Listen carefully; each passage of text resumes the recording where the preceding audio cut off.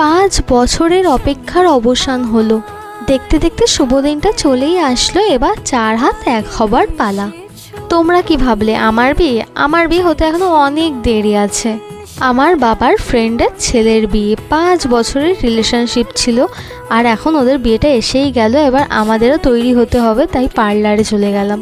গিয়ে আইব্রোটা করবো বলে পার্লারে গিয়ে তো দেখি মালকিন যে সে তার ছেলেকে লাঠি পেটা করছে। না মারছে না, একটু ভয়ই দেখাচ্ছে। বিয়ে বাড়িতে যাব, তাই সাজুগুজুর জিনিস কিনতে গেছি।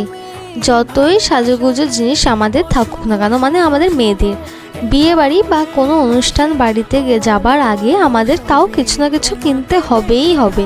নেল পালিশ, ক্লিপ, আরও কত কিছু কিনে নিলাম। এবার কানের দুল দেখছি, তারপর ভাবলাম আমার ঘরে এর থেকে আরও অনেক ভালো ভালো কানের দুল 1 বাস্করও বেশি পড়ে রয়েছে।